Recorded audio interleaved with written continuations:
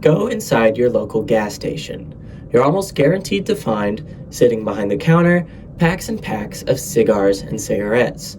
These products contain tobacco, an all-powerful plant that controls minds, economies, and can even control people's lives.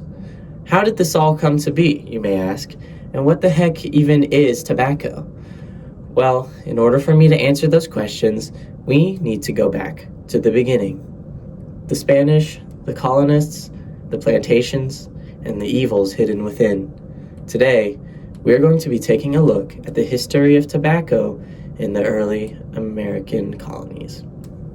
Before the settlers, before the Europeans, there were the natives. Many Native American tribes, including the Mayans and the Incas, were observed consuming tobacco in a variety of ways. Chewing, smoking, and snuffing tobacco were common practices, and these tribes would engage with tobacco in mind-altering ways in religious and ceremonial practices, or when preparing for war. Natives also used the plant as medicine.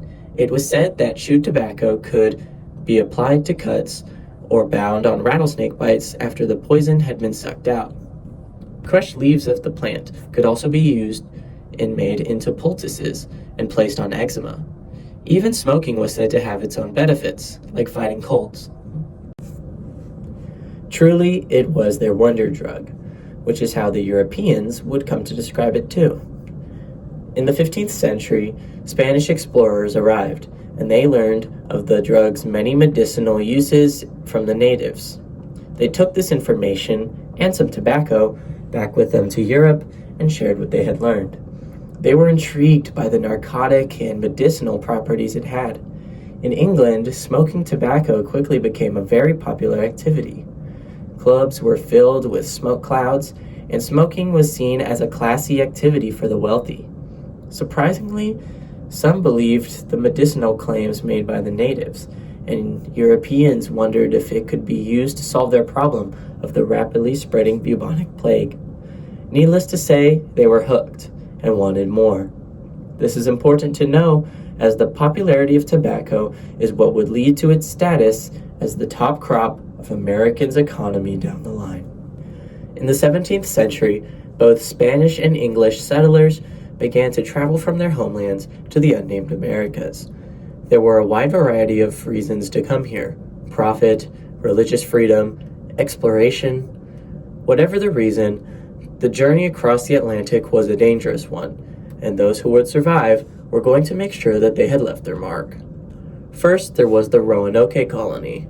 This was the first colony attempted by the English colonists to be established. It consisted of about 100 people and was set up in what is now Virginia in the modern day.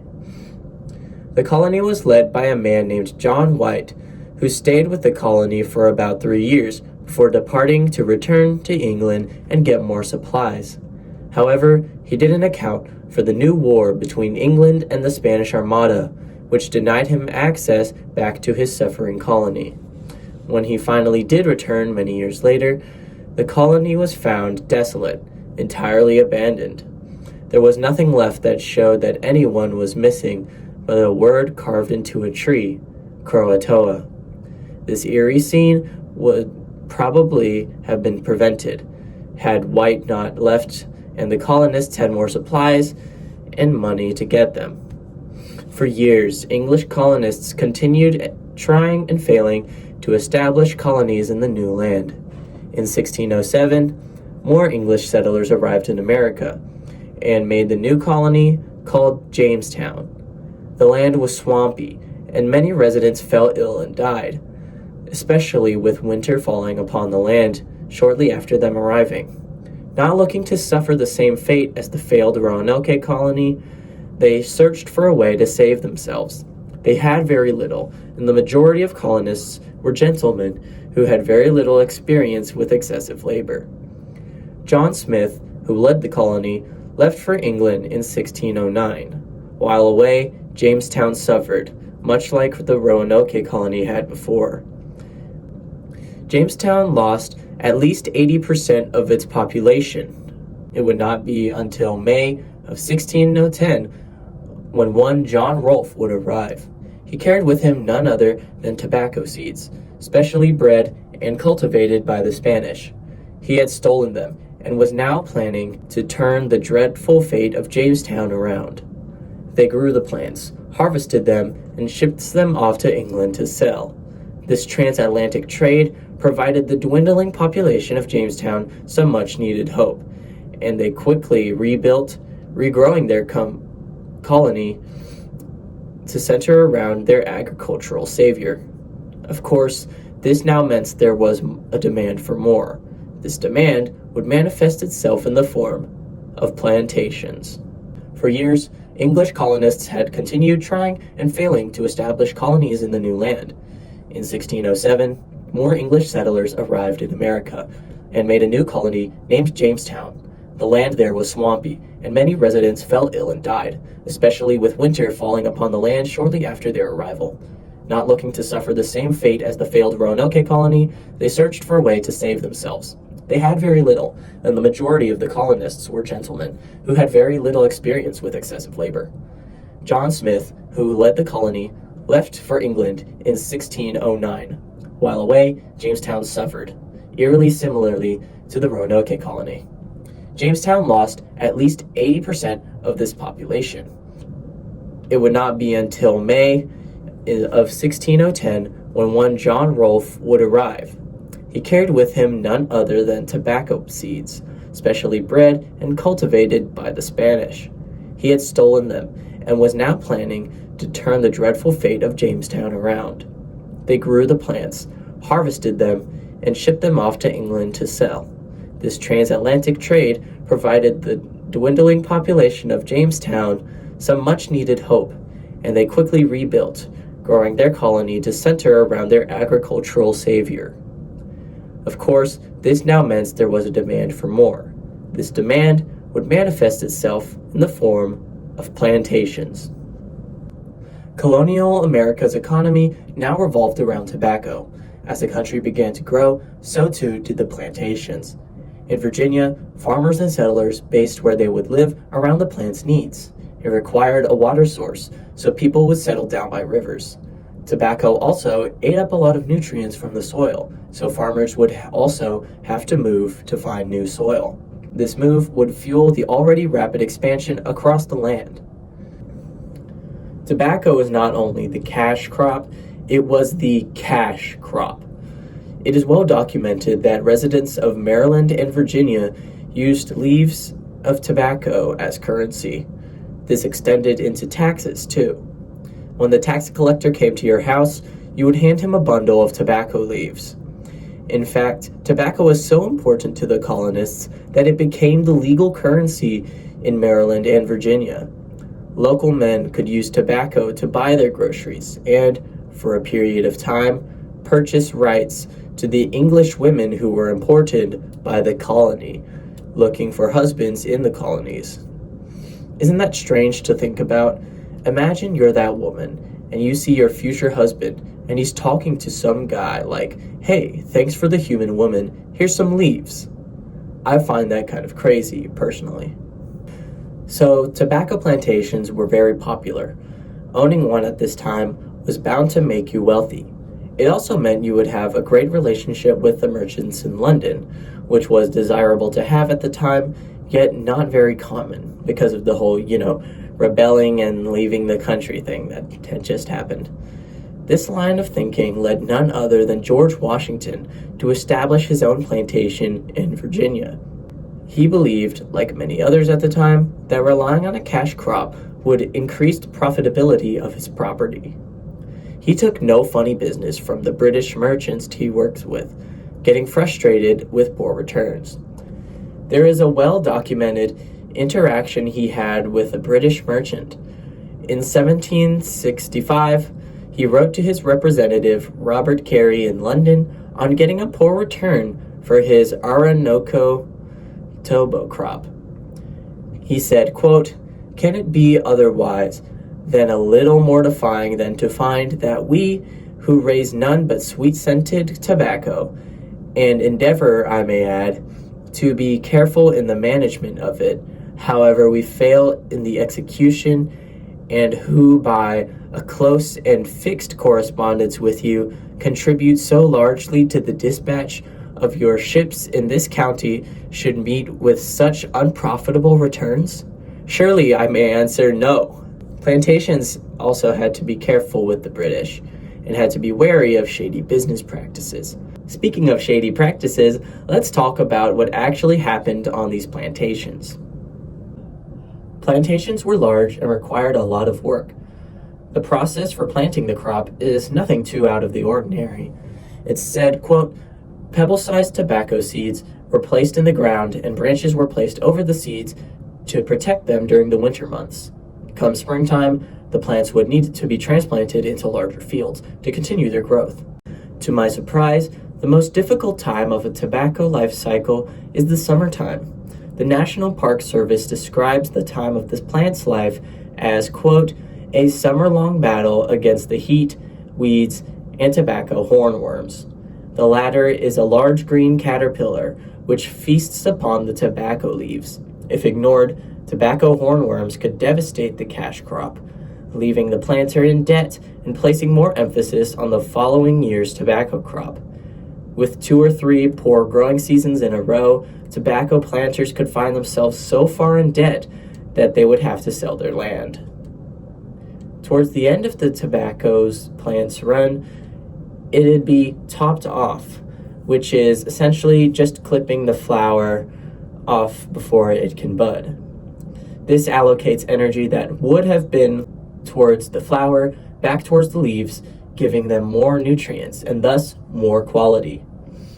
National Park Service says, quote, after the harvest, tobacco was hauled to barns by cart. Here, the heavy stalks were hung side by side across beams with the plants hanging upside down to air dry. When dried, the leaves were stripped from the stalks, sorted by quality, and bunched into flat, fan-shaped bundles. Then, quote, when the time was right, the leaves were harvested. Usually each leaf is cut off by hand and attached to stakes hung in the tobacco barn and cured.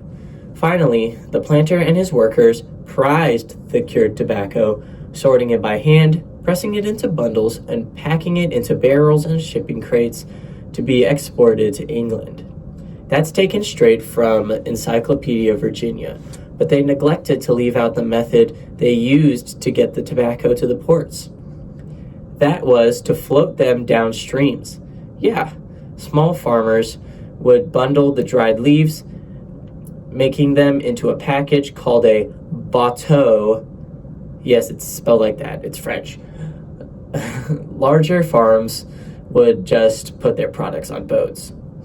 They would place the bateau or the boat on a stream, float it along until it arrived at the colonial government-controlled warehouse, where it would be processed. Towards the beginning of plantation history, it was the farmers growing their own tobacco.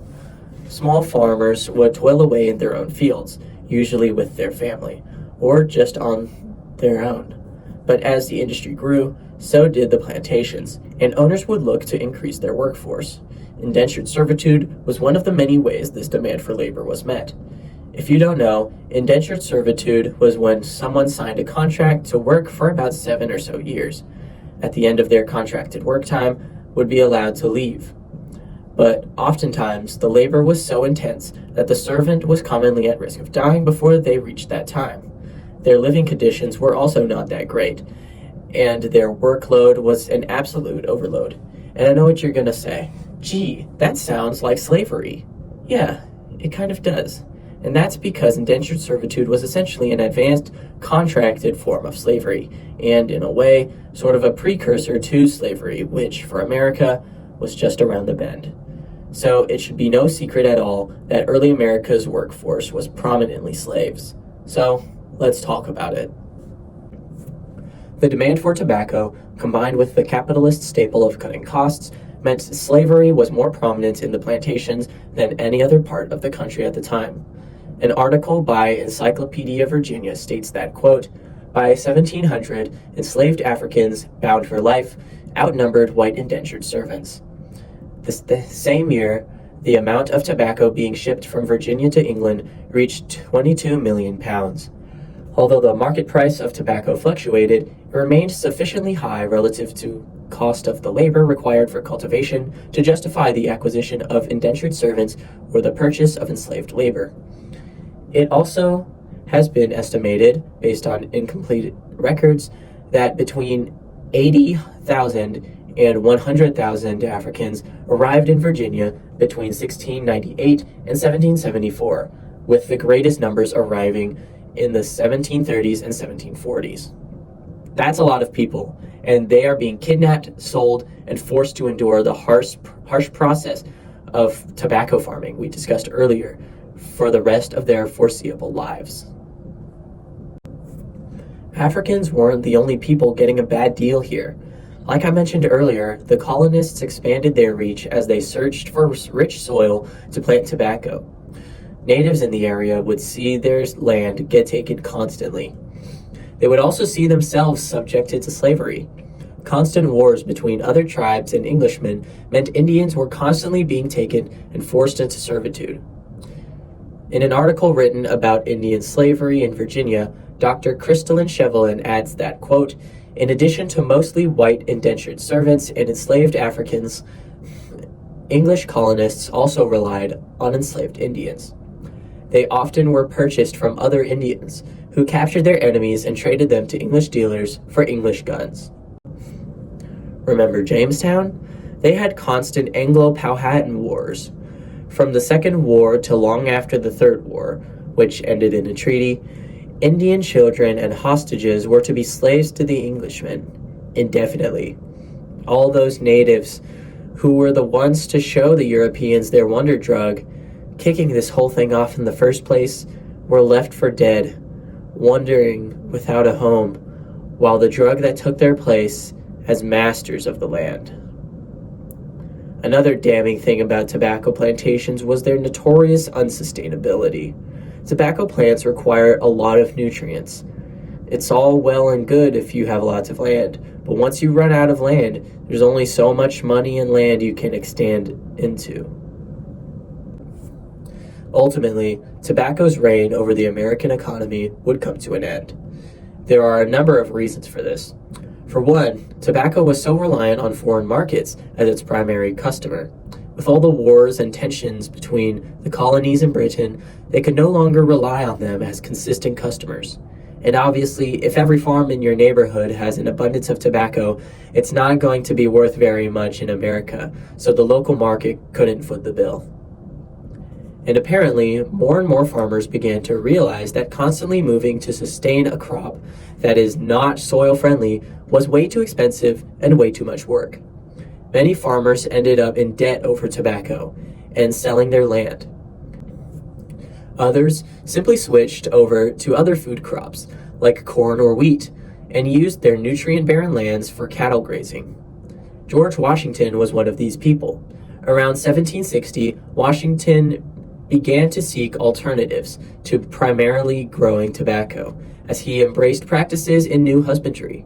By growing other crops, he realized that the soil remained healthier for future harvests than when he mostly grew tobacco. With the Industrial Revolution, tobacco's spot as number one was taken by cotton. Inventions like the cotton gin increased the popularity of cotton products, and demand shifted away from tobacco products towards the comfortable cotton. But tobacco wouldn't leave for good. Remember the beginning of the video? In country parts of the modern US, it's not uncommon to see people with chewing tobacco spitting brown wads into plastic water bottles. I know an uncle of mine who personally does that, and I think it's really gross. Plantations weren't going anywhere either. In fact, the issue with tobacco plantations would prevail into the cotton fields, repeating the familiar behaviors of popularity, taking over the land, and slavery. I guess it's true. History does repeat itself. But hey, as long as the money's coming in, right?